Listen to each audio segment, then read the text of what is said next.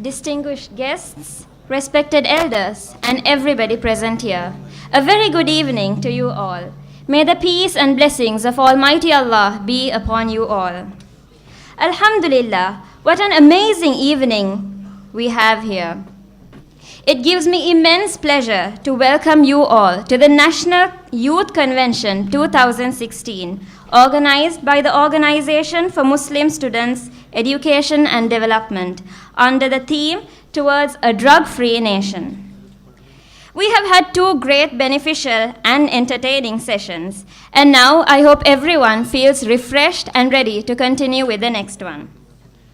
Let us begin this evening session by invoking the blessings of Allah subhanahu wa ta'ala with the recitation of the Holy Quran by Brother M.R.M. Rizwan Hafiz Fatih. أعوذ بالله من الشيطان الرجيم. الله نور السماوات والأرض مثل نوره كمشكاة فيها مصباح المصباح في زجاجة الزجاجة كأنها كوكب دري يوقد من شجرة مباركة زيتونة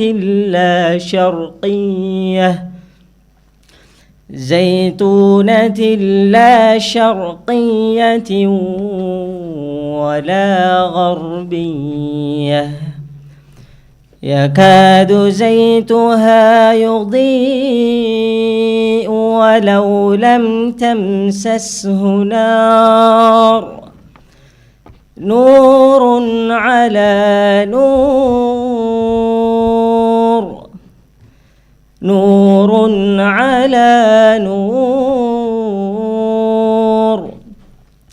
يهدي الله لنوره من يشاء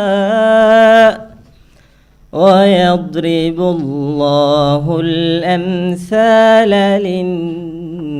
للناس والله بكل شيء عليم.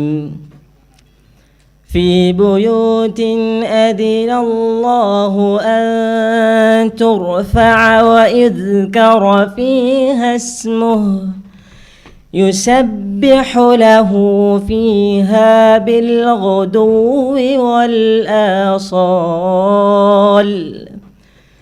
رجال لا تلهيهم تجارة ولا بيع عن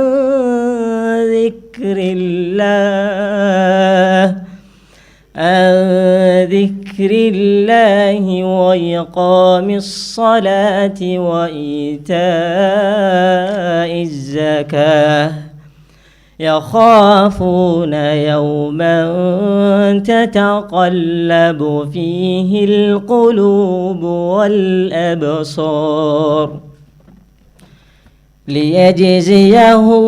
ليجزيهم الله أحسن ما عملوا ويزيدهم من فضله والله يرزق من يشاء بغير حساب. صدق الله العظيم. Thank you for the heart-trembling recitation, brother.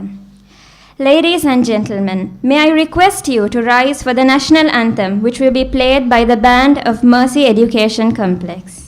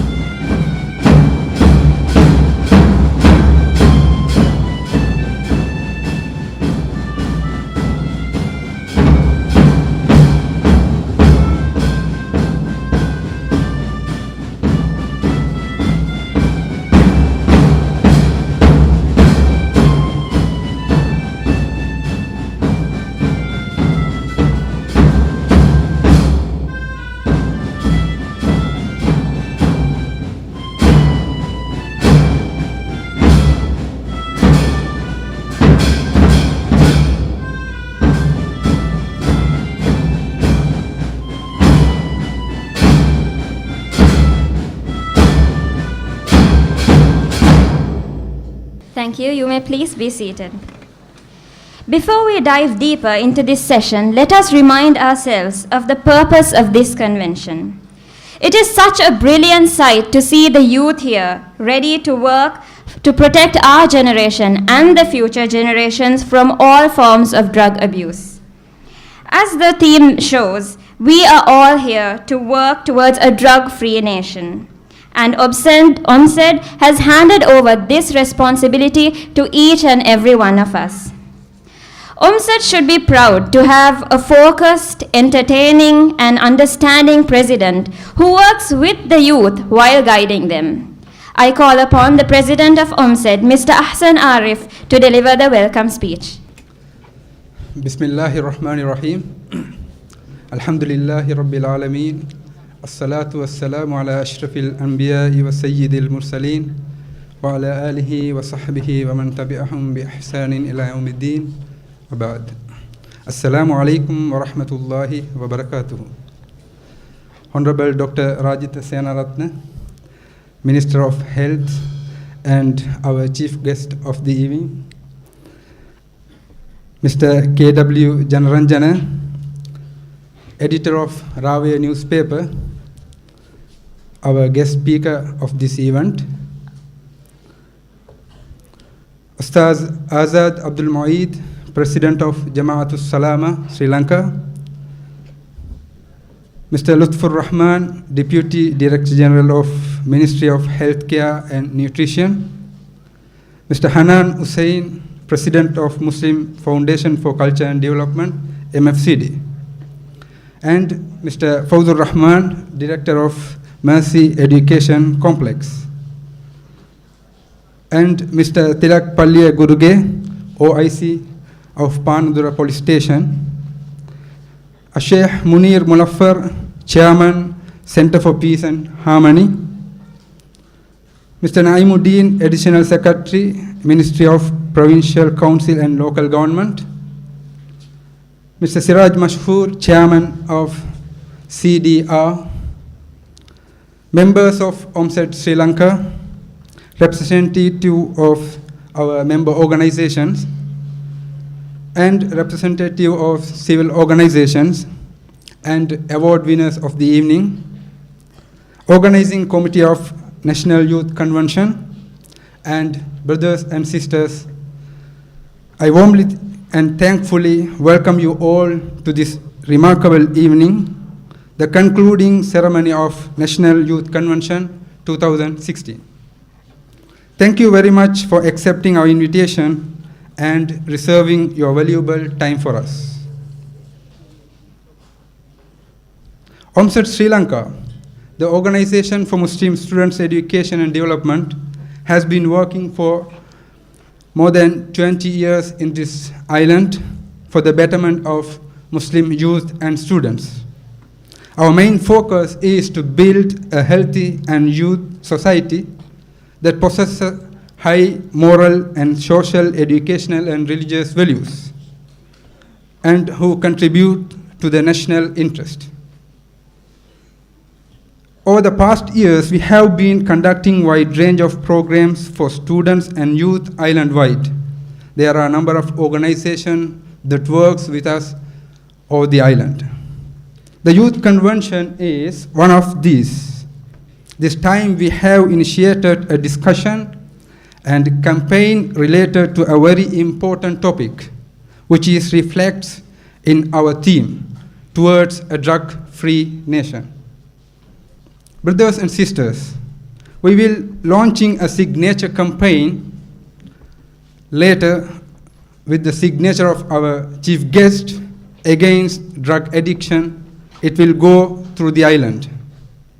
We are delighted to have you all in the stage as well as with among the audience. Every one of you are very special for us.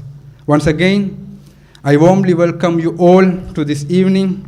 Thank you for being here. Please enjoy this evening. Thank you.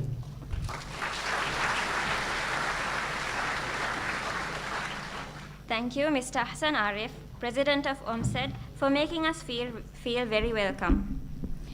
Now I kindly invite our guest speaker, Mr. K.W. Janaranjana, attorney at law and chief editor of Ravia newspaper, to deliver a speech. ගරු සෞඛ්‍ය ඇමති රාජිත සේනාරත්න මහත්මයාත් ඒ වගේම වේදිකාවේ සිටින ආරාධිත සියලුම දෙනාගෙනුත් ඒ වගේම රැස්ව සිටින ඔබ සියලු දෙනාගෙනුත් අවසර ඉල්ලා සිටිනවා මුලින්ම. ඒ වගේම මේ අවස්ථාව මගේ ජීවිතයේ මම හිතන්නේ ඊටාම වැදගත් අවස්ථාවක් ලෙස මම හඳුන්වන්න කැමතියි. විශේෂයෙන් අපේ සහෝදර මුස්ලිම් ප්‍රජාවත් එක්ක එකට එකතු වෙලා අවාසනාවට මට ඔබ වැඩිපුර කතා කරන දෙමළ භාෂාව බැරි වුණත් මේ විදිය අදහස් පළ කිරීමකින් එකට එකතු වෙන්නට ලැබීම ගැන. මීට මාස කිහිපයකට ඉස්සෙල්ලා කොළඹ මම පොඩි රැස්වීමකට ගියා. ඒ රැස්වීමේ හිටපු සහෝදරවරු මෙතන සෑහෙන ප්‍රමාණයක් ඉන්නවා. මුස්ලිම් සහෝදරවරු ඒ වගේම සහෝදරියන් කොළඹ 12 විතර ප්‍රදේශයේ ආණ්ඩු ක්‍රම ව්‍යවස්ථාව ගැන සාකච්ඡාවක් කළා. මට එතනදී එන්න කිව්වා ඒ අය එක්ක ආණ්ඩු ක්‍රම ව්‍යවස්ථාව ගැන කතා කරන්න. දැන්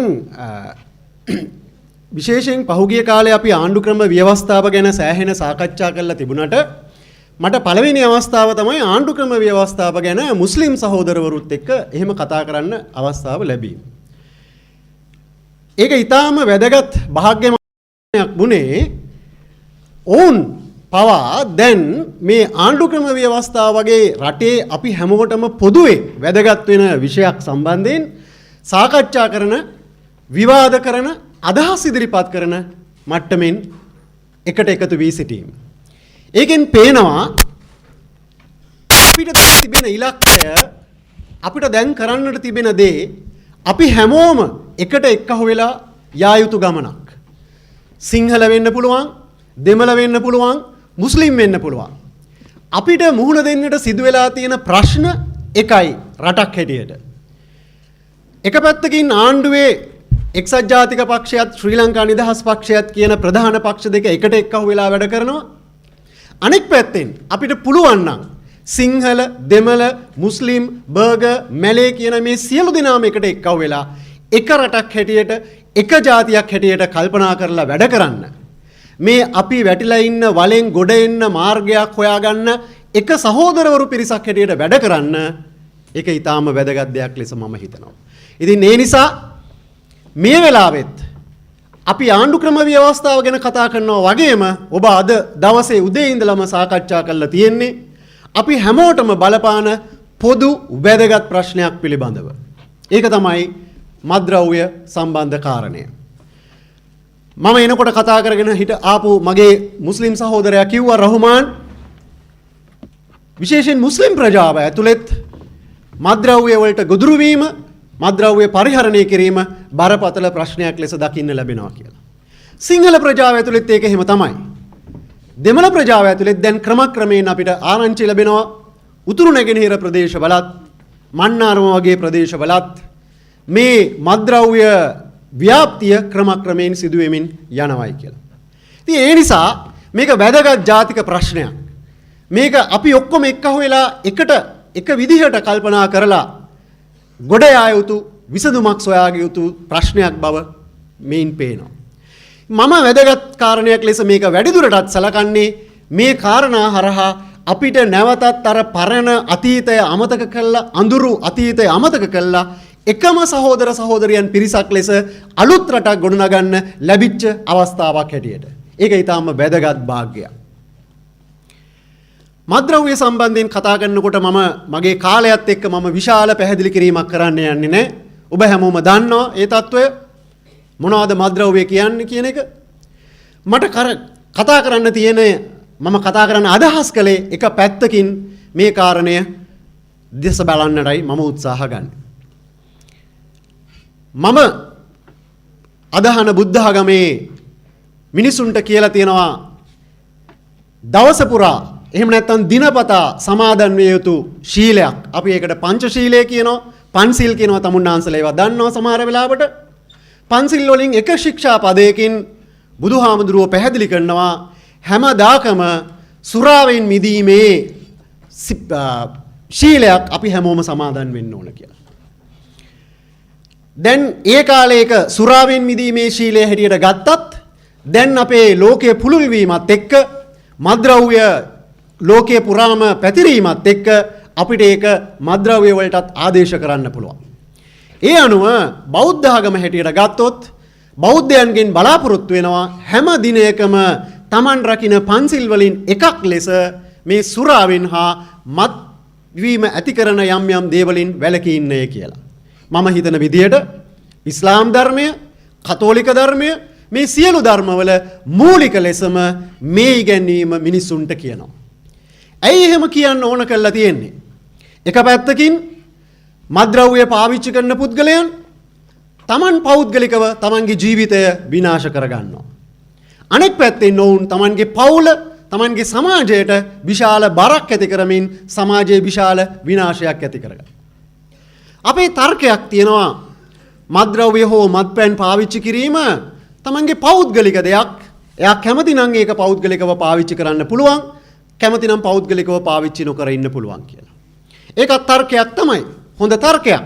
නමුත් සමස්තයක් හැටියට සමාජයේ ගත්තයින් පස්සේ පුද්ගලයෝ හැටියට යම් විදිහකින් මේ විදිහේ මත්පැන් වලට මත්ද්‍රව්‍ය වලට යොමු වුණොත් එහෙම ඒක පුද්ගලික අයිතිවාසිකමක් ලෙස සලකලා ගත්තා වුණාට අවසාන වශයෙන් ඒක රටේ සමාජයේ යම් ආකාරයක ප්‍රශ්න ඇති කරන දෙයක් බවට පත් වෙනවා. ඒ නිසා හුදෙක්ම මේක පෞද්ගලික මට්ටමින් එහාට ගිහිල්ලා පොදු සමාජ ව්‍යසනයක් හැටියට අපිට දකින්න ලැබෙනවා.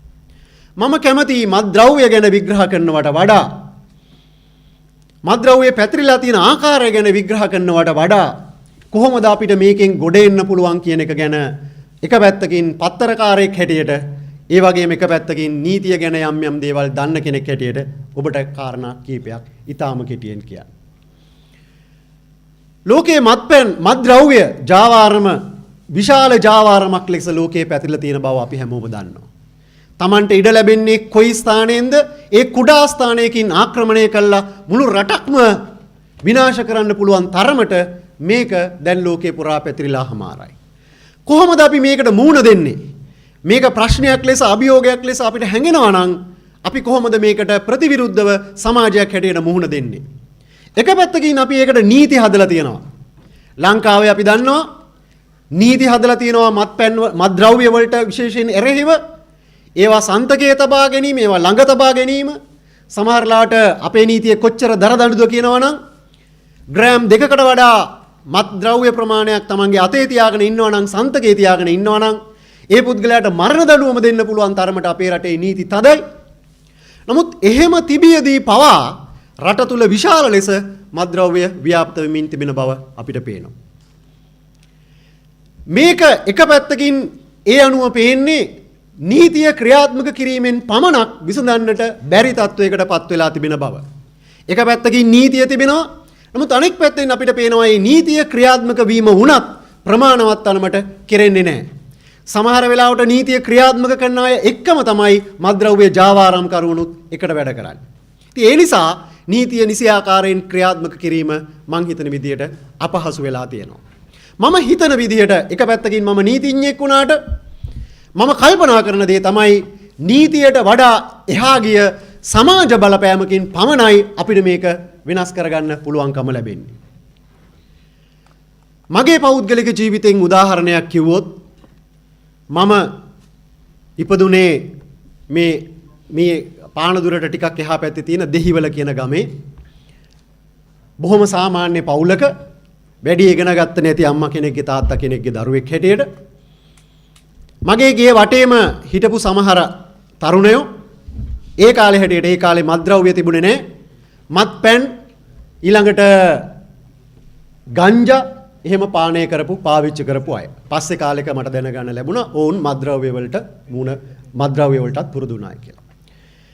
මම කල්පනා කරන දේ තමයි මේ වගේ වටාපිටාවක හිටපු මම ඇයි මේවට යොමු වුණේ නැත්තේ? ඇයි මාව එතෙන්ට ගන්න ඒගොල්ලන්ට බැරි වුණේ කියන අදහස මම ආයෙත් ආපස්සට කල්පනා කරනවා දැන් ඉන්නකොට. මට තේරිච්ච එකම එක දෙයයි තියෙන්නේ. ඇයි මම එකෙන් ගැලවුණේ? මාව නිදහස් අධ්‍යාපනය විසින් එතනින් ගලව ගත්තා කියන එක. මම නිදහස් අධ්‍යාපනය විසින් තමයි මේ තත්වයෙන් ගලව ගත්තේ. මොකටද නිදහස් අධ්‍යාපනය කියලා කියන්නේ? සරලව කිව්වොත් නොමිලේ අධ්‍යාපනය දීම. ඇයි මට නොමිලේ අධ්‍යාපනය දීම කියන එක වැදගත් වෙන්නේ? මම ඉගෙන ගන්න කාලේ මම ඉස්කෝලේ යන්න ඕන කාලේ තිබුණේ සල්ලි අය කළා පවත්වගෙන යන ඉස්කෝල විතරක් නම් මට කවදාවත් ඒ ඉස්කෝලේකට යන්න පුළුවන් කමක් තිබුණේ නැහැ. මොකද මගේ අම්මා තාත්තට සල්ලි දීලා මාව ඉස්කෝලේකට යවන්න පුළුවන් තරම් සල්ලි තිබුණේ නැහැ. එතකොට මාව ඉස්කෝලේකට යොමු කළා අද මම නීතිඥයෙක් හැටියට හරි පත්තරකාරයෙක් හැටියට හරි ඉන්න මේ ස්ථානයට මාව අරගෙන ඉන්නේ නිදහස් අධ්‍යාපනය මාව එතනින් ගලවලා මට මේ ලෝකය ගැන කියලා දීපු නිසා. ඒ නිසා මම විශ්වාස කරන එක දෙයක් තමයි රජය මැදිහත් වෙලා එක්ක නිදහස් අධ්‍යාපනය නිසා යම් ආකාරයක වෙනසක් වෙන්න පුළුවන්. නමුත් රජයට පුළුවන් ද මැදිහත් වෙලා මේ ක්‍රියාවලියට එරෙහිව සමාජයේ මිනිසුන්ව කිසියම් ගලවා ගැනීමක් කරන්න. ඒක නීතිය පැත්තෙන් කරන ගලවා ගැනීමක් පමණක් නෙමෙයි. සමාජ සාරධර්ම ඇති කරන මේ ගැන විග්‍රහ කරන මේ ගැන කතා බහ කරන සමාජ බලපෑමක් ඇති කරන මට්ටමට කොහොමද අපි මේක ගේන්නේ කියන එක මම හිතන්නේ සෞඛ්‍ය ඇමතිතුමත් මෙතන ඉන්න නිසා රජයක් හැටියට අපිට කල්පනා කරන්න වැදගත් දේවල් තියෙනවා. දෙවැනි කාරණය ආගම හැටියට අපිට කොහොමද මේකට මුහුණ දෙන්න පුළුවන්කම තියෙන්නේ? ආගම හැටියට අපිට මොනවද කරන්න පුළුවන්කම තියෙන්නේ? මම නැවත වාරයක් කිව්වොත් ඉස්සෙල්ලා කිව්වා වගේ මට ඊටාම සන්තෝසයි මුස්ලිම් ප්‍රජාව හැටියට මේක ජාතික ප්‍රශ්නයක් ලෙස අරගෙන මේක අපේ ප්‍රශ්නයක් නෙමෙයි වෙන අයගේ ප්‍රශ්නයක් ලෙස දකින්න නැතුව අපි කොහොමද මේකෙන් ගොඩ යන්නේ කියන එක ගැන දීර්ඝ සාකච්ඡාවක නියැලීම ගැන මම හිතනවා ඒකම දෙමළ ප්‍රජාව තුලිනුත් දැන් පැන නැගෙන්නට ඕන. අපි අවුරුදු 30ක යුද්ධයක් කළා. ඒ වෙලාවේ අපිට තිබුණේ ජීවිත බේරා ගැනීම පිළිබඳ ප්‍රශ්නයක්. කොයි වෙලාවෙ අපේ ඔළුවට උඩින් බෝම්බයක් වැටෙයිද කියන එක පිළිබඳ ප්‍රශ්නයක්. කොයි වෙලාවෙ අපිට මැරෙන්න සිද්ධ වෙයිද කියන එක පිළිබඳ ප්‍රශ්නයක්. අපි දැන් මේ යුගය අවසන් කරලා තියෙනවා. ඒ යුගය අවසන් කරයින් පස්සේ අපිට අලුත් ප්‍රශ්න වලට දැන් මුහුණ පාන්නට සිදු වෙලා තිබෙනවා. ඒ ප්‍රශ්න වලට අපි උත්තර හොයාගෙන යන්නට සිදු වෙලා තිබෙනවා. ඒ නිසා දෙමළ ප්‍රජාව හැටියටත් අපි මං හිතන්නේ මේ සාකච්ඡාව ඔබ වගේම මුස්ලිම් ප්‍රජාව හැටියටම ඉදිරියට ගෙන යන්නට අවශ්‍යයි. එහෙම නැත්නම් අපිට මේකෙන් ගැලවීමක් ලබා ගන්න පුළුවන් කමක් නැහැ. මම අද කියුවා පත්තරවල පළවුණ මාධ්‍යවල පළවුණ අද මන්නාරමෙන් හොයාගත්තයි කියලා කෝටි 3ක වටිනාකම තියෙන මත්ද්‍රව්‍ය ප්‍රමාණයක්. මම ඊයේ මේ ගැන හොයනකොට ලෝකයේ තිබෙන සාමාන්‍ය සංඛ්‍යාලේඛන අනුව පිරිමි 3 දෙනෙක්ගෙන් එක්කෙනෙක් මම දන්නේ නැහැ සංඛ්‍යාලේඛන හරිද කියලා පිරිමි 3 දෙනෙක්ගෙන් පිරිමි 3 දෙනෙකුට ගෑනු එක්කෙනෙක් වගේ ප්‍රමාණයක් මත්ද්‍රව්‍ය වලට යොමු වෙලා තියෙනවා කියලා ලෝකේ සාමාන්‍ය සංඛ්‍යාලේඛන වල කියනවා. අපේ රටේ තරුණයන් ගත්තොත් අපේ රටේ පාසල් යන තරුණයන් ගත්තොත් එහෙම ඒ වගේම පාසල් යන මට්ටමේ ළමයින් දක්වා මත්ද්‍රව්‍ය වලට වුණ එකතු කර ගැනීමේ ව්‍යාපාරය ජාවාරම ව්‍යාප්ත වෙමින් තිබෙනවා. ඒ නිසා අපිට මේකට එරෙහිව එක පැත්තකින් රජය මැදිහත් වෙන අතරේ අපි තුලින්ම කිසියම් ආකාරයක ප්‍රතිවිරෝධයක් ඇති කරගන්න පුළුවන්. මම ආයේ තව එක උදාහරණයක් ඔබට කියන්නම් මගෙන්ම. මගේ තාත්තා දරුණු විදිහට මත්පැන් පානය කරපු පුද්ගලයෙක්. එයා මත්පැන් පානය කරා විතරක් නෙමෙයි ඒ මත්පැන් පානය කිරීම නිසා තමන්ගේ ශරීරයත් විනාශ කරගත්තා. අනෙක් පැත්තෙන් අපි හොයාගත්ත තුට්ටු දෙකත් මත්පැන් වලට වියදම් කළා. අපේ ජීවිතයත් සෑහෙන ප්‍රමාණයකට පසෙකට ඇද දැම්මා. දැන් මොකද්ද මේකෙන් මට ඉගෙන ගන්න තියෙන පාඩම? ඇමතිතුමා දන්නවා මම මත්පැන් පානය කරන්නේ නැත. දැන් මගෙන් අහනවා නමුත් මත්පැන් පානය කරන හැම තැනකම මම ඉන්නවා. මගේ මිත්‍රයෝ මත්පැන් පානය කරනවා. ඒකට මට විරුද්ධ වෙන්න විදියක් නැහැ. මොකද මගේ අදහස ඒක තමයි. ඒගොල්ලෝ මගෙන් අහනවා ඇයි උඹ බොන්නේ නැත්තේ? මං කියන එක උත්තරයක් තියෙනවා. අපේ තාත්තා මගේ කෝටා එකත් එක්කම බීලා ඉවර කරපු නිසා කියලා. නමුත් ඒක එච්චර සරල නෑ. ඒක එච්චර සරල නෑ.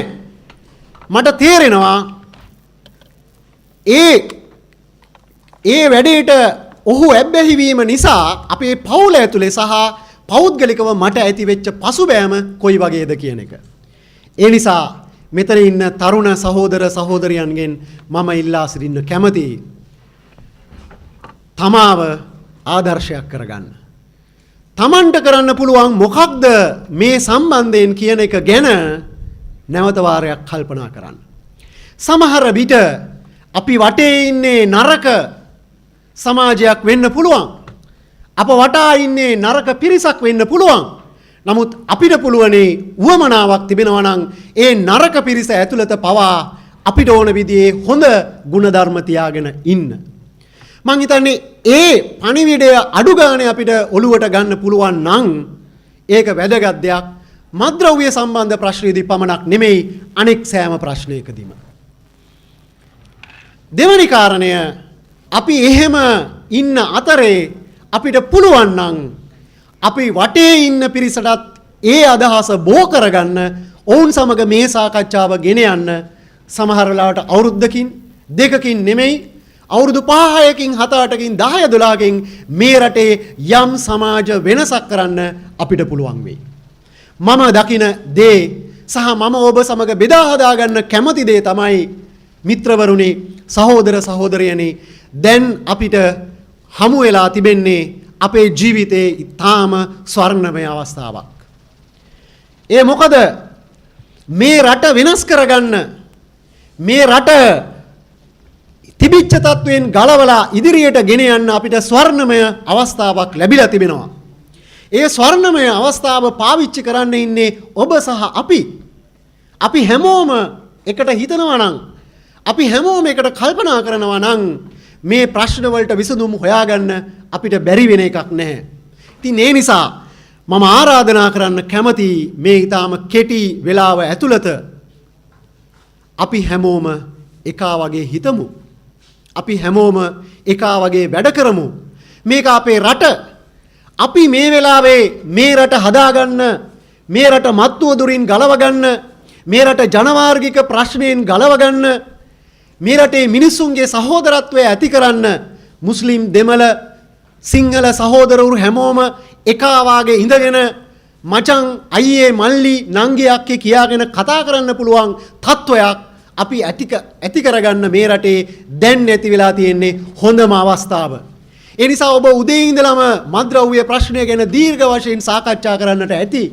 ඔබේ සහෝදරයෙක් හැටියට මට කියන්න තියෙන්නේ අපි මේ ප්‍රශ්නය නැවත නැවත කතා කරන්න හමු වෙන අවස්ථාවලදී කතා කරමු. හැබැයි මට වැදගත් දේ අවධාරණය කරන්න අපි එකා වගේ හිතමු.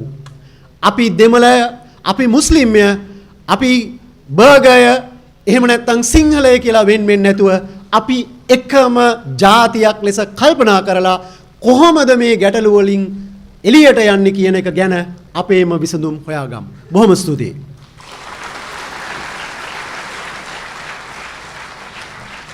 Yes, sir. Drug addiction is not a problem that can be is not a problem that can be taken lightly. It is a huge social problem that cannot be solved unless we stand together united to work against it. We are not here to bring about a drug-free community, but a drug nation at large. Thank you, sir, for sharing your experiences and teaching us great lessons.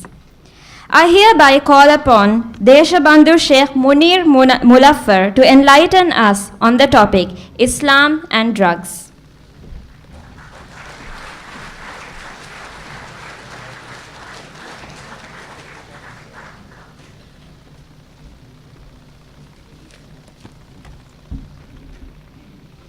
Bismillahirrahmanirrahim. Assalatu wassalamu ala ashrafil mursalin. Amma ba'd. ගරු දේශීය හා සෞඛ්‍ය හා දේශීය වෛද්‍ය හා පෝෂණ අමාත්‍ය ගරු රාජිත සේනාරත්න මැතිතුමනි, ඒ වගේම වේදිකාවේ අසුන්ගෙන සිටින සම්භාවනීය අමුත්තනි, අද මෙම වැඩසටහන පැමිණී සිටින අනිකුත් ආරාධිත අමුත්තන් සහ මගේ සහෝදර තරුණ තරුණයන් ඔබ සියලු දෙනාටම අස්සලාමු අලයිකුම් වරහ්මතුල්ලාහි වබරකාතු. විශේෂයෙන් අපේ රාවය පත්‍රයේහි කර්තෘතුමන් පැවසූ පරිදි අති සුවිශේෂී මොහොතක අපි සියලු දෙනාම එකතු වෙලා තියෙනවා. විශේෂයෙන් මම හිතනවා මතින්තොර රටක් කරමු කියන තේමාවට හොඳම ඇමතිවරයාව අපි මෙතනට කැඳවාගෙන ආවිල්ලා තියෙනවා. හැමදාමත් මේක අවංකව කියන කාරණාවක්, අපි දැකපු කාරණාවක්, අසාධාරණීය වැජබන සෑම විටකම සාධාරණීය වෙනුවෙන් විශාල පෙරලියක් වෙනුවෙන් සෑම විටම බය නැතුව ධෛර්යයෙන් ඒ සමාජ පෙරලිය සඳහා නායකත්වයේ දෙමින් එදා 2015 අවුරුද්දේදී ඒ වෙනස කරා එතුමන් පැමිණියා. මම හිතනවා අපගේ අතිගරු ජනාධිපතිතුමන්ගේ ප්‍රබලම පරමාර්ථ වලින් එකක්, ප්‍රබලම ඉලක්ක වලින් එකක් තමයි මතින්තොර රටක් කියන ඒ ඉලක්කය. ඉතින් අපි අපේ රට තුල සහජීවනය පිළිබඳ කතා කරත්, සංහිඳියාව පිළිබඳ කතා කරත්, මතින්තොර රටක් පිළිබඳ කතා කරත්, අධ්‍යාපනය පිළිබඳ කතා කරත්, සෑම සාකච්ඡාවකදීම කියන කාරණාවක් තමයි අපි දැනුවත් කළ යුතු ප්‍රබලම ප්‍රධානම කොටස තමයි මේ තරුණ පරම්පරාව. පාසල් යන ළමයින් කියන එක. මම හිතන්නේ ඔම්සඩ් ආයතනය ඇමතුමනි මේ රට තුල විශේෂයෙන් තරුණ ප්‍රජාව ඉලක්ක කර ගනිමින්, තරුණ ප්‍රජාව විශේෂයෙන් සමාජ විරෝධී ක්‍රියාවන් වලින් ඔවුන්ව ආරක්ෂා කරමින්, මත් උවදරින් ඔවුන්ව ආරක්ෂා කරමින් පැහැබර අලුත් සුන්දර අනාගතයක් සඳහා රැගෙන යාමේ මහඟු කාර්යයක නිරත වෙලා ඉනවා මේ ඔම්සඩ් ආයතනය. විශේෂයෙන් මට පැවරී තිබෙන ඉතාමත්ම කෙටි වේලාවක් ලැබී තිබෙන්නේ එක් සමහර කරුණු පමණක් මම ඉස්ලාම් සම්බන්ධව මේ මත්පැන් සම්බන්ධව කතා කරන්න. මම දවස් 3කට කලින් සහජීවනයේ සහ සංහිඳියාව සම්බන්ධ එක්තරා වැඩසටහනකට සහභාගී වුණා. ඒකට සහභාගී වී හිටියා මෙරට ඉන්න ප්‍රබුද්ධ ස්වාමීන් වහන්සේ කෙනෙක්. ඒ ස්වාමීන් වහන්සේ පවසා සිටියා එතනට ලාංකික ජාතීන් සියලු දෙනාම එතනට ඒකරාශී වෙලා හිටියා. ඒ ස්වාමීන් වහන්සේ කිව්වා මම විවේචනය කළ යුතු දේ විවේචනය කරනවා, අගය කළ යුතු දේ මම අගය කරනවා. මම දෙයක් අගය කරනවා මුස්ලිම් ප්‍රජාවගේ. ඒක තමයි පාර්ලිමේන්තුවේ ඉන්නවා 225ක් മന്ത്രിවරු. ඒගොල්ලන්ගෙන් බොහෝ පිරිස් 144 දෙනෙක් පමණ මම නිවැරදි දන්නේ නැහැ සමහර විට බාර් පර්මිට් අරගෙන තියෙනවා.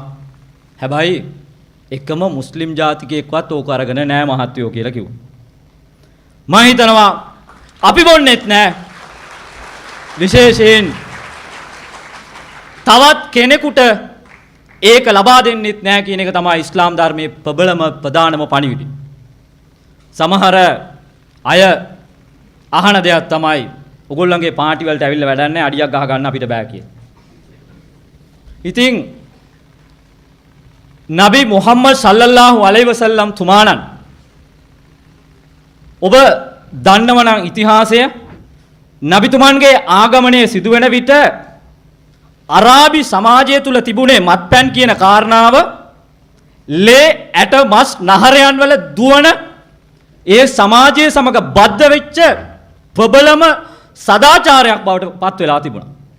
හැබැයි නබිතුමන් තමන්ගේ අවුරුදු 10ක වෙනි කෙටි කාලයක් තුල, අවුරුදු 20ක් වෙනි කෙටි කාලයක් තුල මුළු මහත් අරාබි දීපයෙන්ම ඒ මත් උවදුරාව නැති කරලා දැම්මා.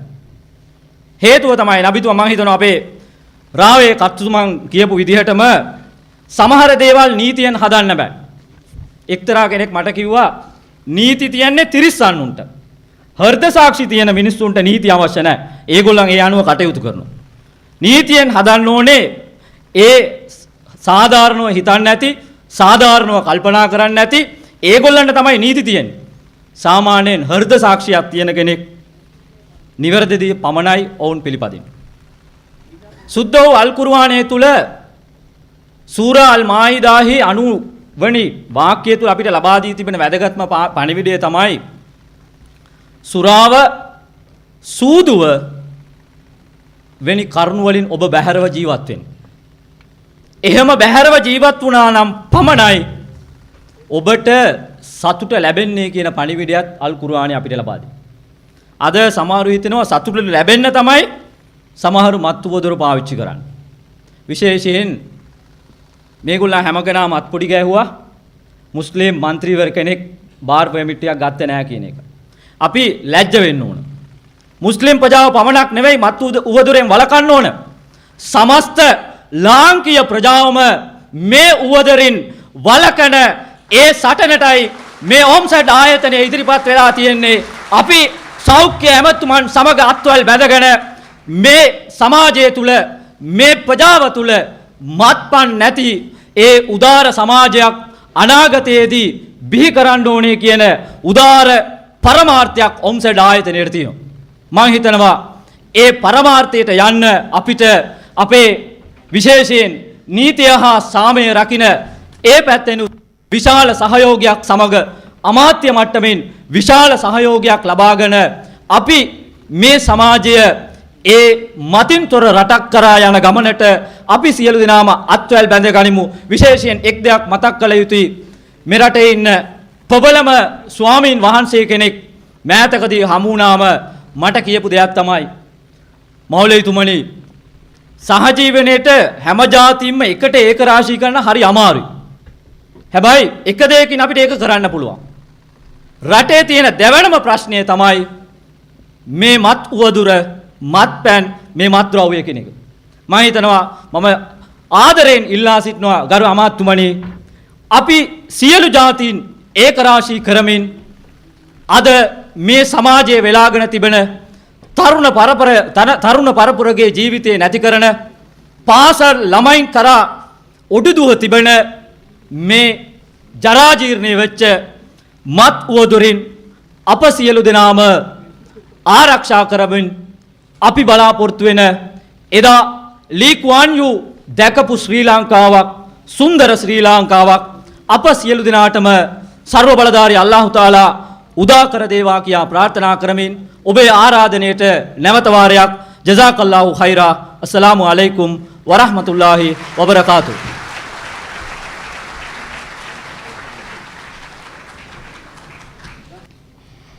Thank you, Sheikh, for the powerful message that reminds us that we have to work coexistently towards a drug-free nation. Next, we will have the felicitation and awarding ceremony. So I kindly hand over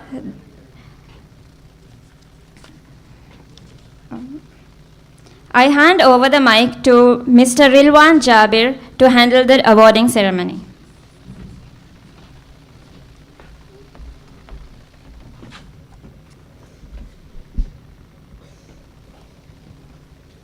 Good evening, honorable guest, ladies and gentlemen. I think now we have come to the essential part of our youth convention. It's felicitation and prize giving ceremony. As a national organization, OMSET Sri Lanka, we have a wide coverage of membership, especially all part of this island. We have our members from Colombo, Kandy, from East, Kurunagala, Matara, and all part of this island we have our members. So it's our duty and responsibility to respect and felicitate them for their achievements. And OMSET Sri Lanka as a youth and student organization, we have conducted several competitions to develop the skills and the competency of the Sri Lankan youth and the students. So it's time to felicitate and prize giving ceremony. So first of all, I would like to call upon our honorable guest, Dr. Rajitha Senaratne, and the President of OMSET Sri Lanka, Mr. Hassan Arif. Please come forward for the presentation ceremony.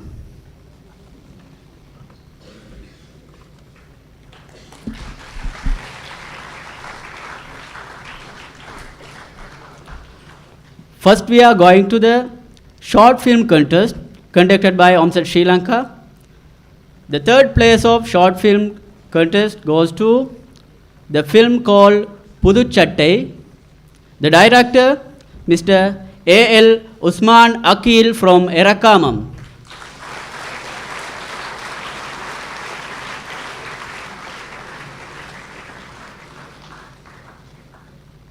The second prize goes to the film called Orunodi. The second prize goes to the film called Orunodi. The director, Mr. U.L.M. Sarus from Medagama.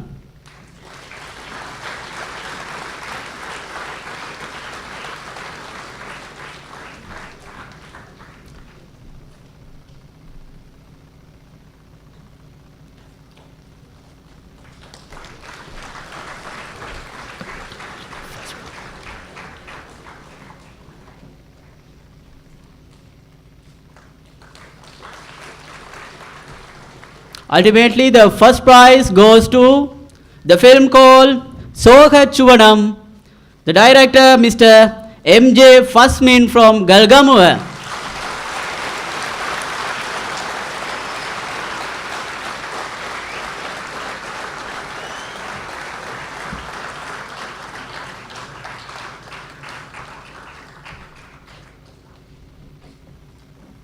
Especially, I have to mention that the OMSAT Sri Lanka members, they have special skills and competencies. So, we have selected our young authors, young book authors from the OMSAT Sri Lanka. So, first, the book called Arul Kalai Sumanduvaram Uravukal, the book author M.N. Nishad from Galgamuva.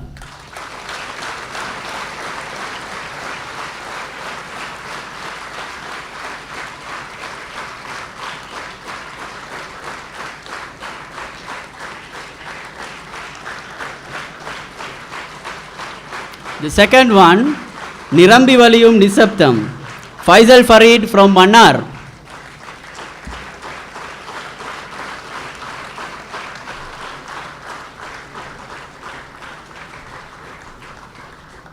The next one, Maunatin Pinarana Kavidai, Nasik Majid from Kinya.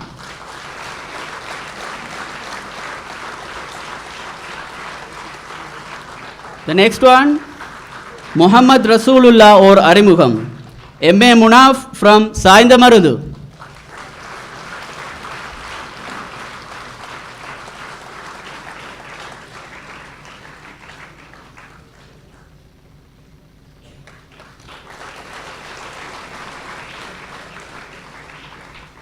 The next book, Puttaka Sindanaikal, the authors are following: M. Muzammil from Kinya, M.K. Ehsan from Tambalagamam, M.S.M. Siya from Veligama.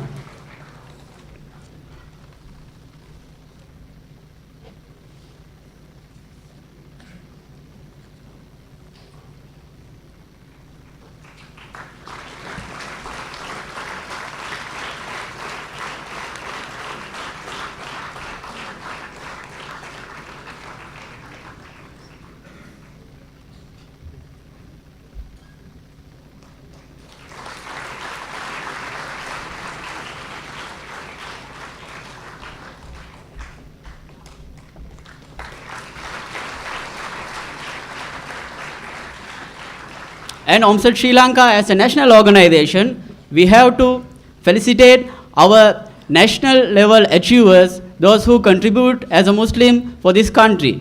So first I call Mr. M.L.M. Sarus from Madagama for his outstanding performance, obtaining the bronze medal at the Open Karate Competition, China 2016.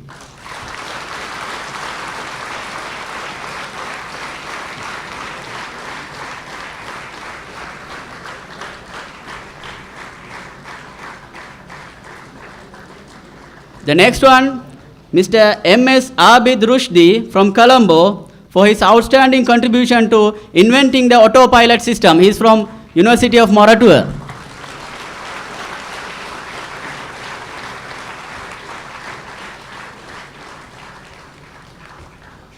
The next achiever, Mr. A.C.M. Irfan from Akurana for his outstanding contribution to Newsweek monthly newspaper.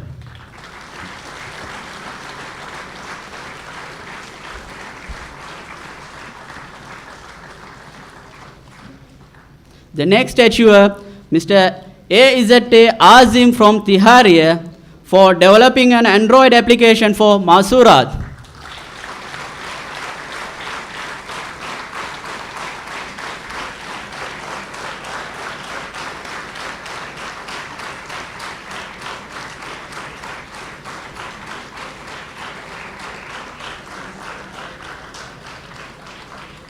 The next one, M.A. Ashmal Ahmad from Tiharia, for his outstanding performance inventing the security footboard system.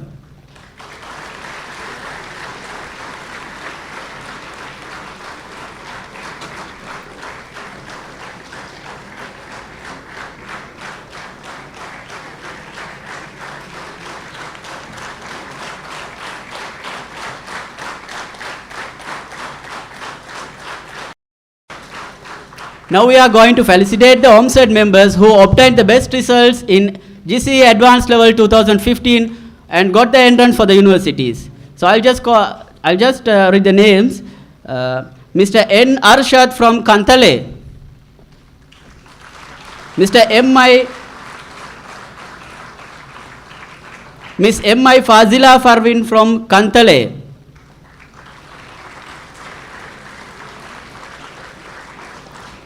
Miss M.R. Sajira from Kantale.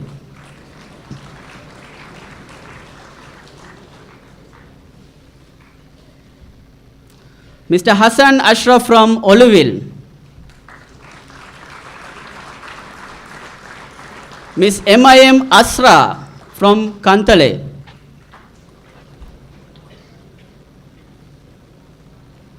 Mr. Subair Husni from Oluville.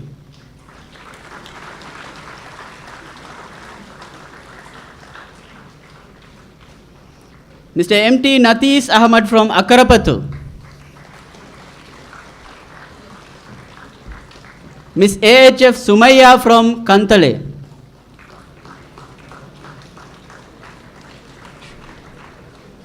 Mr. A.M. Hassan Ahmad from Akarapattu.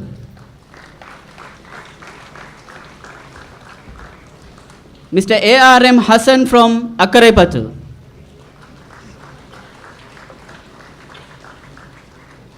Mr. M.J.M. Samhan from Katangudi.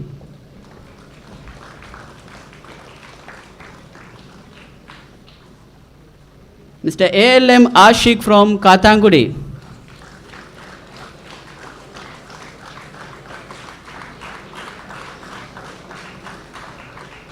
Mr. N.M. Samir from Katangudi.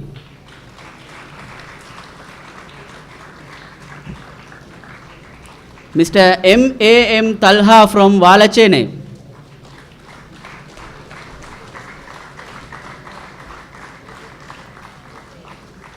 Mr. M.M. Garib from Katangudi.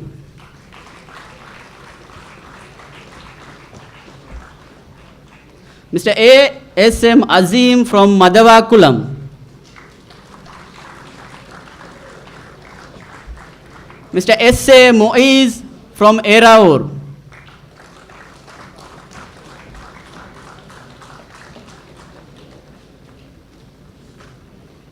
Mr. A.S.M. Sadiq from Eraur.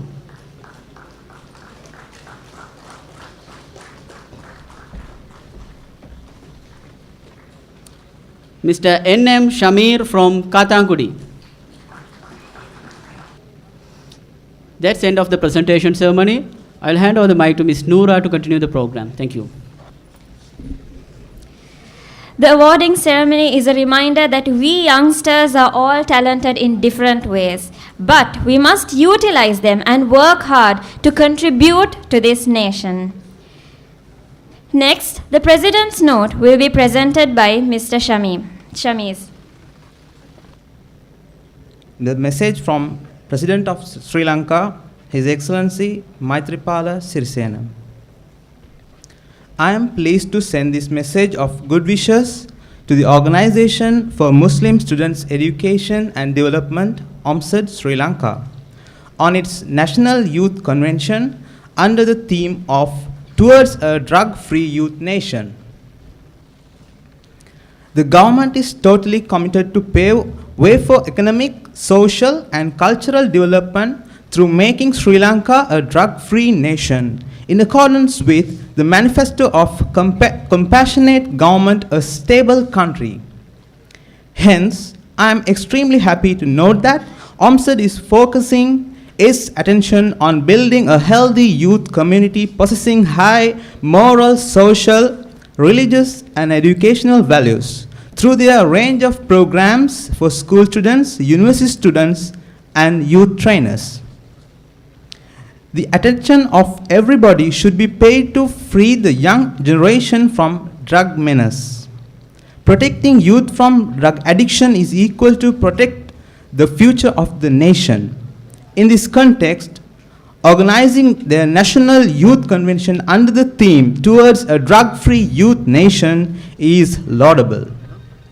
I congratulate the Organization for Muslim Students Education and Development for organizing this important National Youth Convention and wish it every success. His Excellency Maitripala Sirisena. Thank you.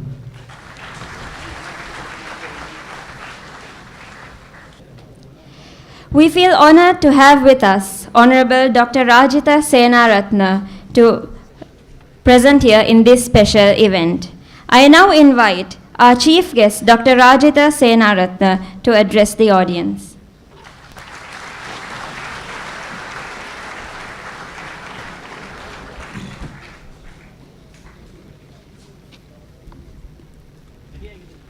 ජාතික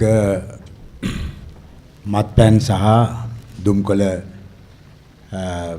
විරෝධී ආයතනයේ සභාපති මහාචාර්ය රවීන්ද්‍ර ප්‍රනාන්දු මැතිතුමාගෙනුත් ඒ වගේම අද මත්පැන් උවදුර පිළිබඳ විශේෂ දේශනය කරපු අප මිත්‍ර රාවේ කතුරු නීතිඥ ජනරංජන මැතිතුමාගෙනුත් ඒ වගේම මෙම OMSED ආයතනයේ සභාපති හසන් හරිෆ් මැතිතුමා ඇතුළු සියලු නිලධාරීන්ගෙනුත් මා සමග පැමිණි රාජ්‍ය ඖෂධ නීතිගත සංස්ථාවේ විධායක අධ්‍යක්ෂක ආචාර්ය රූමි මැතිතුමා ඇතුළු සියලුම සම්භාවනීය අමුත්තන්ගෙනුත් OMSED තරුණ ව්‍යාපාරයේ සියලු සමාජික මහතුන් ඇතුළු සියලු සහෝදර සහෝදරයන්ගෙන් අවසරයි.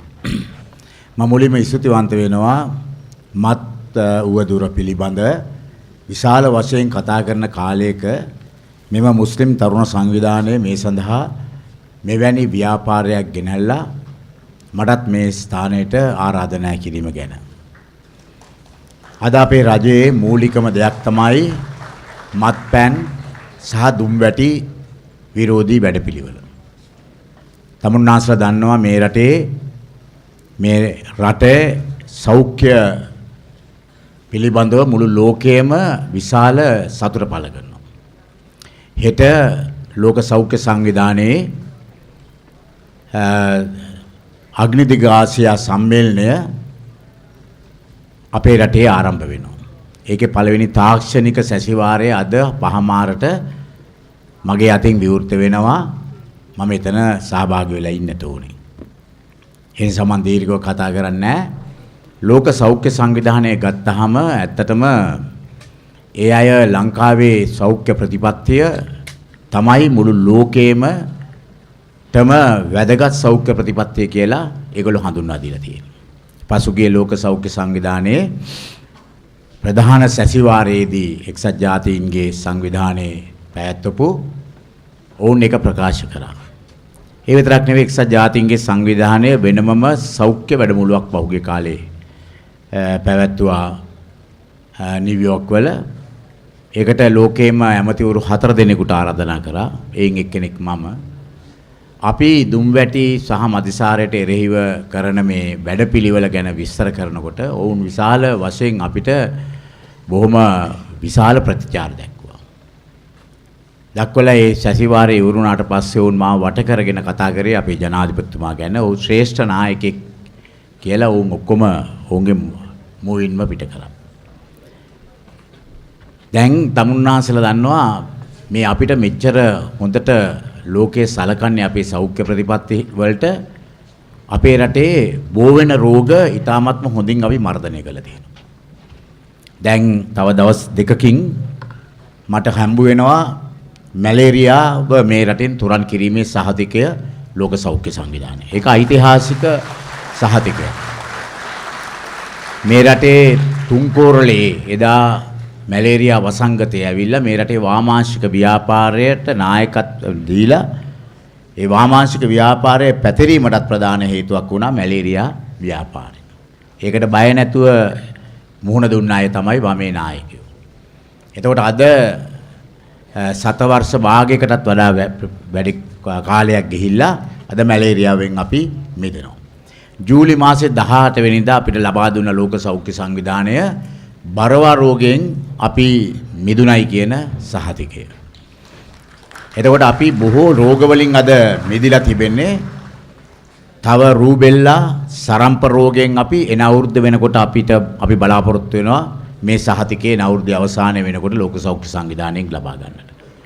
එතකොට අපිට ඩෙන්ගි රෝගයෙන් නොත් තව අවුරුදු 3ක් යනකොට අපි මිදීමට තමයි අපේ ඉලක්ක ගත කරලා තිබෙන්නේ. ඒ නිසා බෝ වෙන රෝග මර්ධනය කිරීමෙන් අතින් අපි ලෝකයේ මුල්ම ස්ථානෙ ගන්නවා. මතක තියාගන්න. අපි අපේ රටේ ප්‍රතිශක්තිකරණය ගත්තොත් ප්‍රතිශක්තිකරණය මේව සඳහා ප්‍රතිශක්තිකරණය ගත්තොත් අපි තමයි ලෝකයේ මුල්ම රට. අපි 100%ක් හෝ 99.9%ක අපි ඉන්නවා. ඇමරිකාව ඉන්නේ අපිට වඩා පහළින් දෙවනි ස්ථානයේ. මතක තියාගන්න අපි අවුරුදු 30ක් යුද්ධ කරා.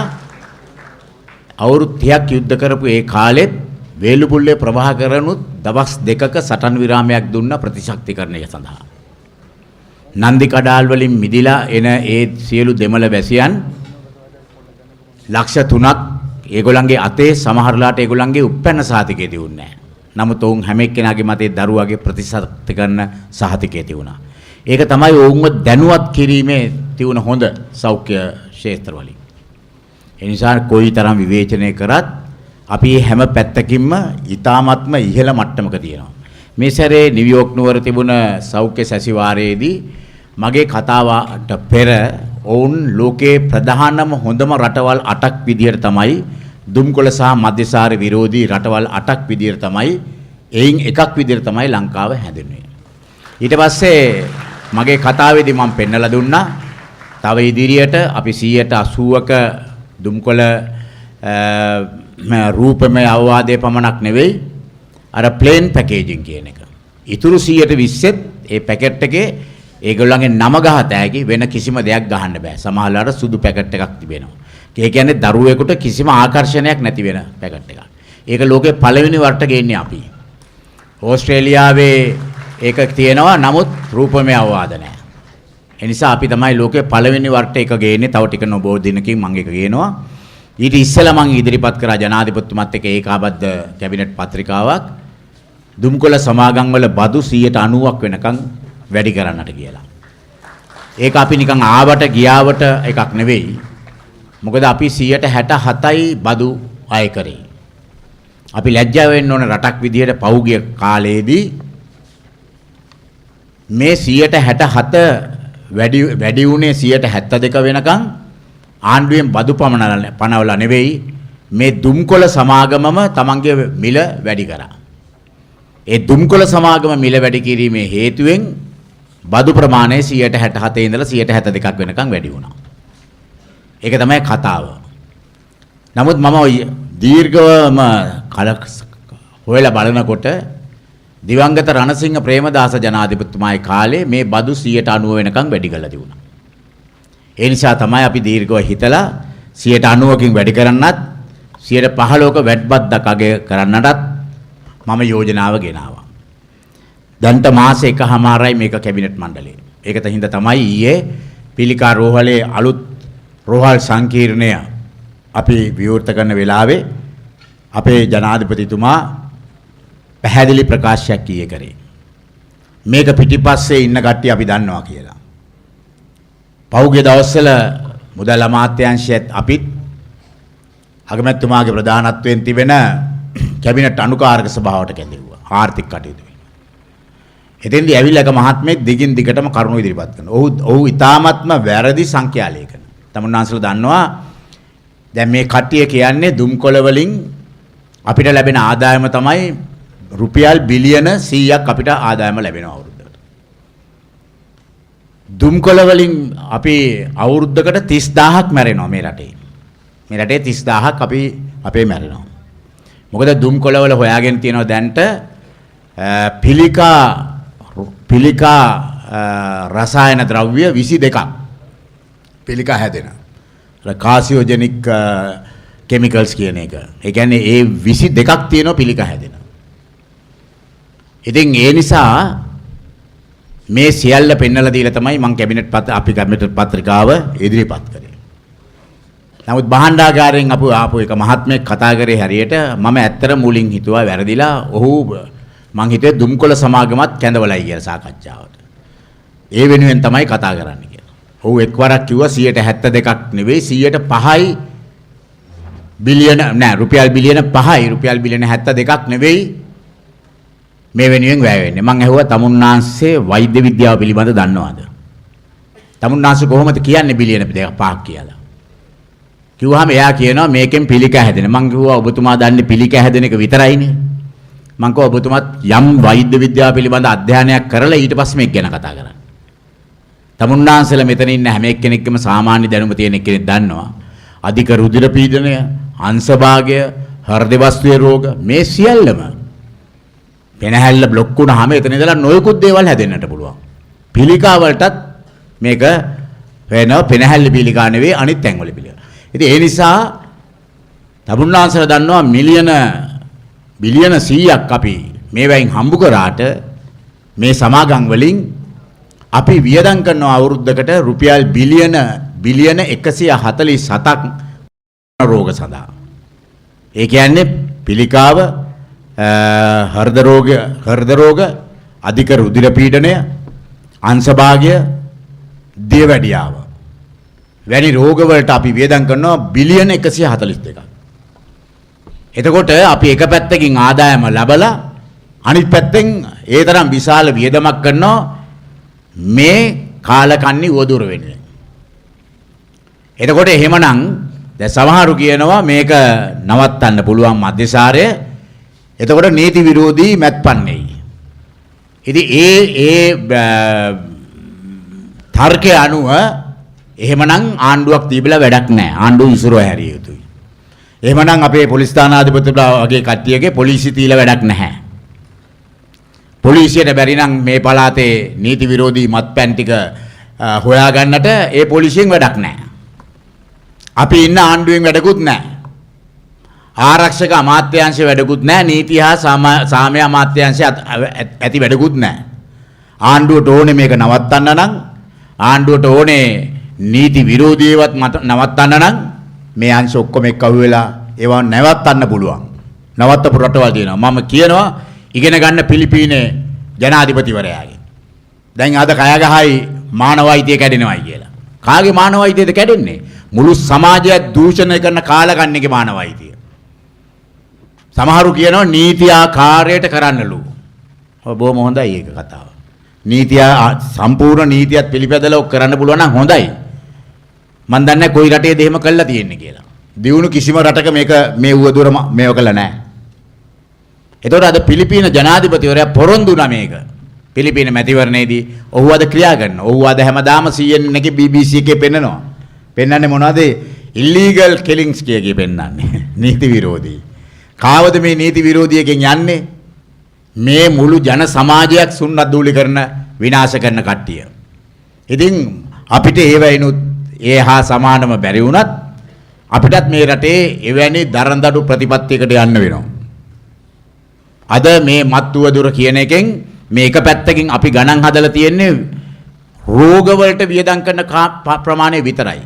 නමුත් රජයක් වශයෙන් මේකෙන් ඇතිවෙන සමාජ ප්‍රශ්න ජනරන්ජන මහත්මයා කිව්වා වගේ ඒ සමාජ ප්‍රශ්න වලට වියදම් කරන මුදල මං හිතන්නේ මේ බිලියන 72කටත් වඩා වැඩි. මේකෙන් කඩාකප්පල් වෙන පවුල්, ඒවෙන් ඇතිවෙන මිනිමැරුම්, ඒවෙන් ඇතිවෙන පවුල් ගැට්ටන, ඒවෙන් ඇතිවෙන දරුවන්ගේ අධ්‍යාපනය විනාශ වීම, ඒවෙන් ඇතිවෙන අනතුරු මේ ඔක්කොම ගත්තොත් බිලියන 72ක් නෙවෙයි බිලියන 172ක් වැය වෙනවා ඇති අපිට. ඒකට ගාම ගණන් හදලා නැහැ. ඉතින් ඒ නිසා මතක තියාගන්න මේක මහා විශාල උවදුරක්. මත්පැන් කියන එක. මට තේරෙන්නේ නැහැ මේකේ තියෙන හොඳ පැත්ත මොකද්ද කියලා කිසිම දෙයක් නැහැ. මේ වගේම තමයි දුම්පානය. ඒකේ තියෙන කිසිම හොඳක් අද වෙනතුරු හොයාගෙන නැහැ. එතකොට මේවෙන් කරන්නේ මොකද මේ සල්ලි දීලා ලෙඩ හදනවා. මම එක සැරයක් මං කිව්වා මේකට ඇත්තටම කරන්න තියෙන්නේ මධ්‍යසාරේ බීලා දුම්කොළ උරලා ඉස්පිරිතාලට එනවනම් ලෙඩ හදාගෙන සල්ලි ගන්න ඕනේ කට්ටියකින්. මම මේ කිව්වම මාධ්‍යමට ගහන්න පුළුවන්. මම මේ කරනවට නෙවෙයි මේක කර කියන්න ඕනේ කරන්න ඕනේ. ඇයි බුදුන් මේ අපි පුළුවන් තරම් සෞඛ්‍ය ක්ෂේත්‍රේ තියාගෙන ඉන්නවා මිනිසුන්ට වැළඳෙන රෝග වලට. ඒතර වැළඳ ගන්න රෝග ඒගොල්ලොත් එනවා අපෙන් බෙහෙත් ගන්න. ඒගොල්ලන්ටත් අපි වියදම් කරනවා. දැන් මේ වෙනකොට රුපියල් බිලියන 200 පන්නලා අපි වියදම් කරනවා. එතකොට ඒකෙන් බිලියන 72ක් අපි වියදම් කරනවා දුම්කොළ මධ්‍යසාර වලට. 142ක් වියදම් කරනවා තවත් ඒ විදිහට හදා ගන්න ලෙඩ වලට. ඉතින් එතකොට ඒකත් නිදහස් අධ්‍යාපනය කියලා කියනවා. නිදහස් මේ සෞඛ්‍ය කියලා කියනවා. ඉතින් ඒ නිසා මේ පිළිබඳව අපි දැන් මේවා වළක්වා ගැනීම සඳහා මම දැන් ආරම්භ කළා තියෙනවා අර ලයිෆ් ස්ටයිල් කියන මධ්‍යස්ථාන. මොකද අපේ රටේ එකක් තිබෙනවා මේ රෝගවල හැදෙන ගැන දැනුවත් කරලා ඒවා නිවාරණය කිරීම. ඒවා නවත්වා ගැනීමට ක්‍රමවේදයක් නැහැ. අපේ රටේ චෙකප් එකක් කරනවා නම් අපි යන්න ඕනේ පුද්ගලික රෝහලකට. රජයේ රෝහලක චෙකප් කියන එකක් නැහැ. දැන් මම ආරම්භ කරා 846ක් දැන්ට මම පිළිටෙව්වා. මුළු MOH කාර්යාල හරහා ලයිෆ් ස්ටයිල් කියන මේවා ඒකේ අපි රුධිර පීඩනය රුධිරයේ සීනි එතකොට මේ කොලෙස්ටරෝල් සහ BMI අගය. BMI අගය කියන්නේ උසට අනුපාතිකව බර කීයද. එතනින් තමයි ඔක්කොම ලෙඩ හැදෙනවද නැද්ද කියන එක තියෙන්නේ. දැන් මෙන්න මේ මූලික පරීක්ෂණ 4 අපි කරනවා. මේ මූලික පරීක්ෂණ 4දී අපිට පුළුවන් හඳුනා ගන්න හැමෝගෙම මේවා නිසා ඇති වෙන රෝග මොනවාද කියලා. එතකොට අපිට පුළුවන් ඒක යොමු කරන්නට එහා රෝහල් වලට. අපි මම දෙවෙනි අධීරයේදී කියනවා හැම දිස්ත්‍රික්කයකට මේක එක වෛද්‍ය මධ්‍යස්ථානයක්. ඒකේ මෙතනින් එවන සියලුම රෝගීන් සියලුම මුළු ස්ක්‍රීනින් එක කරනවා. MRI සහ CT ස්කෑනින් ඇරෙන්නට අනිත් සියලුම පරීක්ෂණ එකකින් කරනවා. ඒකෙන් කරලා අපි හඳුනා ගන්නවා. ඒ වෙනකොට ඊට පස්සේ මම අවුරුද්දක් යනකොට මේ රෝග විනිශ්චය කිරීම අනිවාර්ය කරනවා මුළු ජනගහනයටම. මේ වගේම අපි කාන්තාවන්ට අපි දැන් ඇරියා 946ක් අපි. ඒක මදර් ස්ක්‍රීනින් සෙන්ටර්ස් කියලා. ඒගොල්ලන්ගේ කාන්තාවන්ගේ ගැප් පිළිකාව සහ මේ ඕවේරියන් කැන්සර් කියන එක මේ ගර්භාෂය කැම්ප ගැප් පිළිකාවයි මේ පියවුරු පිළිකාවයි මේ දෙක. ඒ දෙක ඇතුළු අනිකුත් ඒවා අපි කාන්තා පරීක්ෂණාගාරවල අපි මේ සෙන්ටර්ස් වල අපි හදනවා. මේකේ කරන්නේ ඔක්කොම රෝග නිවාරණය නවත්වා ගැනීම. අද ලෝක සෞඛ්‍ය සංවිධානය කියලා තියුණා. මම මේක ඉදිරිපත් කරාම වැඩපිළිවෙල වුන් කිව්වේ ලෝකේ කිසිම රටක මෙවැනි වැඩපිළිවෙලක් කරලා නැහැ. නිදහස්ව නිකම් නොමිලේ. ඒ කරන්නේ මොකද? අපි මේකට මූලිකව විශාල මුදලක් අපි වැය කරත් අපිට කාලයක් යනකොට අපි බලාපොරොත්තු වෙනවා 2025 වෙනකොට 2020 වෙනකොට 10%කින් මේ රෝග අඩු කර ගැනීමටත් 2025 වෙනකොට 120කිනුත් 2030 වෙනකොට 135කිනුත් මේ රෝග තුනෙන් එකක් අපි රටෙන් ඉවත් කර ගන්නට. එතකොට මෙන්න මේකට ප්‍රධානම දෙයක් තමයි මධ්‍යසාරය සහ දුම්බැටි. එනිසා සම්පූර්ණ වැඩපිළිවෙලක් මේ සඳහා අපි දියත් කරන්නට ඕනේ. ඒ වෙලාවේ යතින් බලනකොට මේ ඔම්සෙට් සංවිධානය ඉතාමත්ම වැදගත්. මම ඔවුන්ගේ පත්‍රිකා කියවුවා ඔවුන් කරන වැඩපිළිවෙලවල්. ඔවුන් මේ තරුණ ව්‍යාපාරයක් විදිහට ඒ කියන්නේ කුඩා ළමුන්ට 6 වෙනි පන්තියේ ළමුන්ට තියෙන වැඩපිළිවෙලල්. එතකොට අපොස සාමාන්‍ය පෙළේදී ඒ දරුවන්ව දැන් එතනින් එහාට මොකද කරන්නේ? මේවා තමයි ඉතාමත්ම වැදගත්. මේවා හරියට මේවට පිළිතුරු නොසැපුවාම ඒ දරුවෝ යන්නේ මත්තුව දුරට. ඔවුන්ගේ මානසික ප්‍රශ්න විසඳ ගැනීම සඳහා ඔවුන් ක්ෂණික විසඳුමක් බලාපොරොත්තු වෙනවා. අර කියනවනේ තරුණ කාලේ තරුණයාගේ මොලේ යකාගේ කම්මල වගේ කියනවා. නිකන් ඉන්න තරුණයාගේ මොලේ. ඒ මොකද ඔහු දන්නේ නැහැ මොනවද කරන්නේ. අනාගතය ගැන විශ්වාස භංගයක් භංගත්වයක් තියෙනවා. ඉතින් එතකොට මොකද කරන්නේ? මේවට යොමු වෙනවා. ඉතින් ඒ නිසා මම කියන්නේ මේක ඉතාමත්ම වැදගත්. O level වලදී ඒගොල්ලන්ව ගයිඩ් කරනවා. දැන් එතනින් එහාට මොකද කරන්නේ? එතෙන්දී තව ඉදිරියට යම් O level සහතිකයේ සහිතව යම් පාඨමාලාවක් හදාරනවද? එහෙම නැත්නම් රැකියාවකට යනවද? එහෙම නැත්නම් උන්ගේ අධ්‍යාපනය හදාරීමට උදව් කරනවද? මේ ඔක්කොම. ඒ වගේම මේ හොම්සෙඩ් එකේ මම දැකියවා පත්‍රිකාවල තියෙනවා A level ඉවරුණාට පස්සේ එයා විශ්වවිද්‍යාලයට යනවද? තාක්ෂණ විද්‍යාලයට යනවද? එහෙම නැත්නම් වෘත්තීය පාඨමාලාවක් හදාරනවද? නැත්නම් රැකියාවකට යනවද? ඔවුන් යොමු කිරීම. මේ යොමු කිරීම ඔම්සෙඩ් ආයතන නෙවෙයි හැම පාසලකම ගුරුවරු විසින් මෙවැනි මේ ඉදිරිපත් කිරීමක් දරුවන්ට කරන්නට ඕනේ. දැන් අපි කියනවා මේ නොයෙකුත් පාඨමාලා දැන් තියෙනවා A level නැතුව හදාරන්නට පුළුවන්. හොඳ තැනකට යන්න. එතකොට O level හරියට පාස් වෙන්නේ නැති වුණත් ඒ කටියට තියෙනවා. එතකොට ඒ වගේ ඒවට උන්ව යොමු කිරීම ඉතාමත්ම හොඳයි තරුණයින්ට. එතකොට උන්ට අනාගතය පිළිබඳ යම් සහතිකයක් බලාපොරොත්තුවක් ඔවුන්ට ලබා දෙනවා. අන්න ඒක තමයි එකක් මත්තුවදුර සහ දුම්බැටි පානය වළක්වා ගැනීමට තිබෙන හොඳ තත්ත්වය. තමන්ගේ ජීවිතය ස්ථාවර නම් ඔහු කවදාකවත් මේවා පිටිපස්සේ යන්නේ නැහැ. අස්ථාවර හැම කෙනෙක්ම හිතනවා හදිහූනියන් වලින් ඒ කියන්නේ මේ ඔක්කොම මධ්‍යසාරය මත්පැන් වලින් මේවෙන් ප්‍රශ්නෙට తాවකාලිකව විසඳුම ලබා ගන්න පුළුවන් කියලා. ඒ නිසා මේක මත්ව දුර සඳහා ඒකෙන් ගලවා ගැනීමට තරුණයින් ශිෂ්‍යත්ව ප්‍රදානය කිරීමෙන් වැඩි හොඳ වැඩපිළිවෙල කරමින් මේ ව්‍යාපාරය ඊ타ත්ම හොඳ ආරම්භයක් සනිටුහන් කරලා තිබෙනවා. මේක මම හිතන්නේ මේ රටේ මත්ද්‍රව්‍ය ව්‍යාපාරය මේ තරුණ පැල ඇත්තටම බේරා ගැනීමටත් විශාල සේවයක් වෙයි. මම කියනවා අපේ සිංහල කට්ටියටත් සිංහල තරුණයින්ටත් මෙන්න මේ ඔම්සෙට් වගේ ව්‍යාපාරයක් අපේ ද්‍රවිඩ කට්ටියටත් මෙවැනි ඔම්සෙට් වගේ ව්‍යාපාරයක් ආරම්භ කරන්න. ඒක තමයි මම හිතන්නේ දේශප්‍රේමයට තියෙන හොඳම දේශප්‍රේමය ඒකේ කියලා මම කියන බොහොම විශ්වසනීය.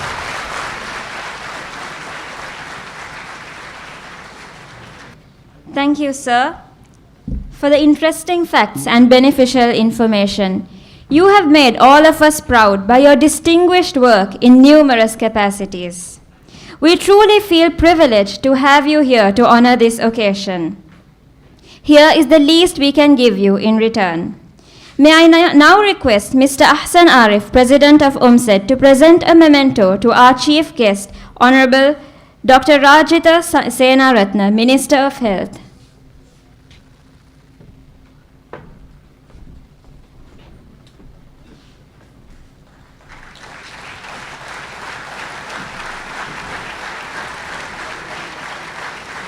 A memento will now be presented to Mr. K.W. Janaranjana, Attorney at Law, Chief Editor of Ravia newspaper. The official inauguration of the signature campaign has just now begun. Next, I call upon Professor Ravindra Fernando, the Chairman of the National Dangerous Drug Control Board, to address the gathering. Good evening. I sincerely thank the Organization of Muslim Students for Education and Development for inviting me to make a presentation on the theme towards a drug-free nation. As the Chairman of the National Dangerous Drugs Control Board, our policy is to make laws, see that the drug addicts are rehabilitated, make sure that effective educational campaigns are carried out in the country, and also to see that our young people are free of drugs. We have several types of drugs where people are addicted, starting from alcohol, drugs like barbiturates, drugs like diazepam, heroin, cocaine, cannabis, and various other substances. In Sri Lanka, our major problem is cannabis or ganja. We estimate we have about 200,000 people addicted. The next problem is heroin. Although we estimate only about 50,000 are addicted to heroin, heroin is a dangerous drug than cannabis because heroin can cause very serious problems when the drug addicts do not get their next heroin sample. They go into a condition called the drug when not in the system called withdrawal symptoms. They get muscle pains, they get diarrhea, they pass urine without their knowledge, they get nasal secretions, and all that lead to these people to go and find drugs from somewhere. If they can't find drugs from somewhere, they steal money from their parents, from home, from others. Even if that is not possible, they are ready even to kill a person to find money to get drugs. So this has become a major problem to us, and everybody's effort to keep our young people away from drugs is commendable. Because most of the young people, when they are pressurized by their friends, their other associates, they get into the habit of drug addiction. The problem with drug addiction is, once you are addicted, it is very difficult to take you out of drugs, very difficult to cure the problem. We consider drug addicts as patients, and it is very difficult to treat. We can treat a condition like pneumonia, we can treat a condition like diarrhea, we can treat a condition like headache, but if you are addicted to drugs, that condition is very difficult to treat. Even when we treat, we keep them in our treatment centers, but after some time, they go back to the society, they go back to the same environment, they go back to the same friends, and they start the habit again.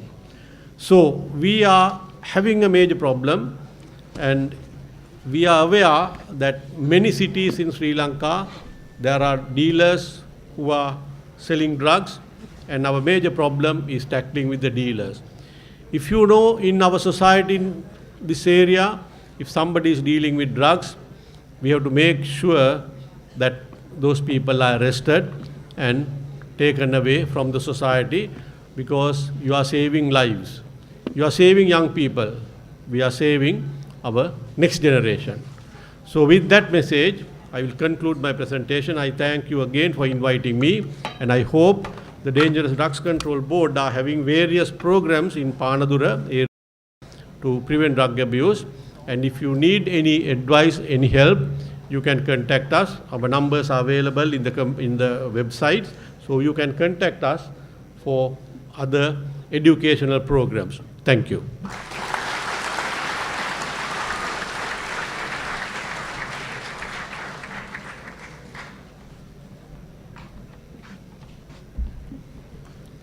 Thank you, sir, for the staggering facts that highlights the importance of working towards a drug-free nation. Next, we will listen to a meaningful song.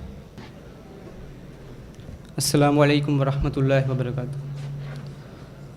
Utum hitak se mavi mavi ratak hadannata enna patum mahogeka bandi bandi හිතින් එක් වෙමු වෙන්න අපහට ඕනේ හිතවත හිතයක් හෙටකට ඕනේ යෞවන බලයක් අපහට ඕනේ දුක නැති යුගයක් හෙටකට ඕනේ යෞවන බලයක් මත්ද්‍රව්‍ය රජයන යුගයක් මෙහි පරදා සුවසැප බුබුදන ලංකාවක් හදමු හැමදෙන වනසන මත්ද්‍රව්‍යයන් හැරදා යහපත සලසන ලංකාවක් හදමු සැකබිය නැති ශ්‍රී ලංකාවක් හදමු අපහට ඕන දුක නැති යුගයක් හෙටකට ඕන යෞවන බලයක් අපහට ඕන දුක නැති යුගයක් හෙටකට ඕන යෞවන බලයක් මව් කිරි බීමෙහි හැදුණු වෙඩුණු මිනිසා නැති වී යයි සුළු ආනන්දය දැකලා නිල් කොළ රතු කහ දේදුණු පැහැයෙන්නෙක් වේ පොදු යෞවනයෝ අපහට ඕන දුක නැති යුගයක් හෙටකට ඕන යෞවන බලයක් අපහට ඕන දුක නැති යුගයක් හෙටකට ඕන යෞවන බලයක් උතුරෙන් දකුණෙන් මිනිසන් හදවත් ගැහේ ගැහේ පොදු යෞවන ජය හද හද ගැයුගිය ඇහේ බලෙන් පිරි යෞවනයේ විනාශය ඇති කරන මත්ද්‍රව්‍ය හැර යන්න එක්වන්න අපහට ඕන දුක නැති යුගයක් හෙටකට ඕන යෞවන බලයක් අපහට ඕන දුක නැති යුගයක් හෙටකට ඕන යෞවන බලයක් අපහට ඕන දුක නැති යුගයක් හෙටකට ඕන යෞවන බලයක්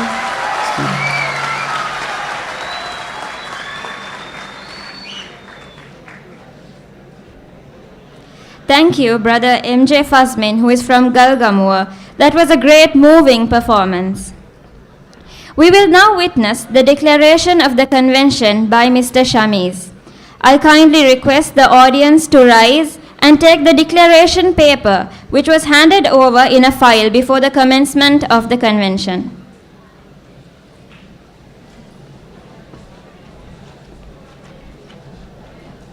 Bismillahir Rahmanir Rahim.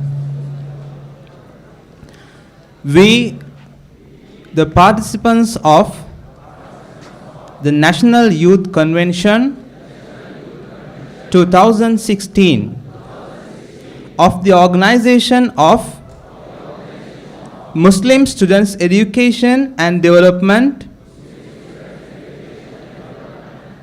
held in Panadura on this Sunday, the 4th of September 2016, do hereby solemnly declare our understanding that today's youth in our country are facing many grave challenges, the root cause of which lie in the spread of immorality, sexual misconduct, and drug addiction, and that eradicating these evils and vices is the duty of every responsible citizen of this country. To save the current and future youth generations. Our appreciation of the interest paid by the government of Sri Lanka under the leadership of President His Excellency Maitripala Sirisena in working towards curbing the drug menace and engaging the people in building a disciplined community and better nation. Our resolution that we shall be ambassadors of this initiative in our country, and that each and every one of us shall work within our capacity and according to a prescribed plan of action towards safeguarding the students and youth and uplifting their moral values. Our hope that this convention will create awareness of the evils of drug addiction and will bring about an effective and healthy change in the life of our students, youth and society at large, leading them ultimately towards a bright and prosperous future. Thank you.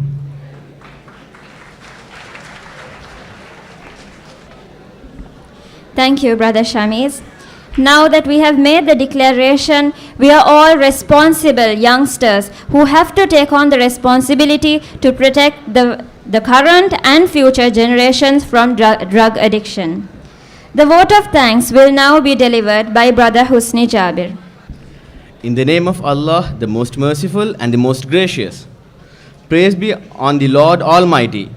Peace and blessings be on Prophet Muhammad and those who are on his footsteps. The Board of Management of OMSET Sri Lanka is delighted in bringing this convention to the end successfully. We are obliged to thank Almighty for granting us success. We also thank the people who supported us to make this event a great success.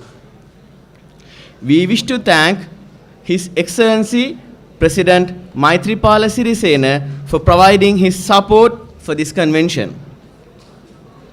We wish to thank Honorable Minister Dr. Rajitha Senaratne, Minister of Healthcare, Nutrition and Indigenous Medicine, for honoring us by his presence while being with very busy schedule. We are delighted to thank Mr. K.W. Janaranjana, the Chief Editor of Ravia Weekly, for enlightening us by his thought-generating speech. Our special thank goes to Jamaatul Salama and its President Ustad Azad Abdul Moeed for guiding and directing us in our mission. We are honored by our special guests, Professor Ravindra Fernando, the Chairman of National Dangerous Drug Control Board, Mr. Naimuddin, Additional Secretary to the Ministry of Provincial Councils and Local Governments, Mr. Lutfur Rahman, the Deputy Director General of Ministry of Healthcare, Nutrition and Indigenous Medicine, Deshabandhu Sheikh Munir Mulaffar, the Chairman, Center for the Peace and Harmony, Mr. Siraj Mashhoor, the Executive Director of Center for Dialogue and Research, Mr. Hanan, the President of Muslim Foundation for Culture and Development, Mr. Rumi Khan, the Executive Director of State Pharmaceutical Corporation, Mr. Tilak Palliya Guruge, the OIC of Panandura North Police Station, and Mr. A. Fawzur Rahman, the Director of Mercy Educational Complex. We thank all of our special guests. We are obliged to thank all our past members of who served in management level and other levels of OMSET Sri Lanka. We couldn't have reached this level if you were not presented to us. We wish to thank ESDA, the Education Social Development Association of Panandura, and its volunteers for giving their fullest support to bring this event a success. I take this opportunity to thank the Gilan Central College for providing us the hall for this convention. And it wouldn't be possible to make this event success without our volunteers from universities, Jamia Nalimia, Fatih Institute, and from Mercy Education Complex. I thank all the volunteers who helped us. Our staffs are the driving force for our management board to make our every mission success. We thank all our staff members wholeheartedly. And at last but not least, we would like to thank our real heroes of the event, our partner organizations, the regional coordinators, and members from all over the island who are present here, and the award winners. Peace be upon you all. Wassalam. Assalamu alaikum wa rahmatullahi wa barakatuh.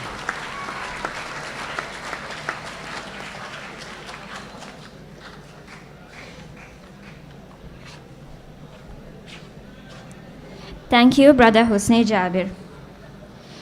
Tonight's UMSED Youth Convention has been a great success. As the speaker today, I am truly thankful to everyone who volunteered their time. I can tell every person here is committed to helping keep this organization going strong, and it is really inspiring to witness this.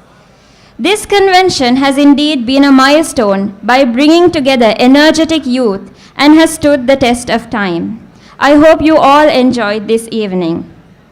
This convention that has concluded has left behind great lessons that we must take with us. Let us get high on grades and not on drugs. Let us take the lead and not do weed.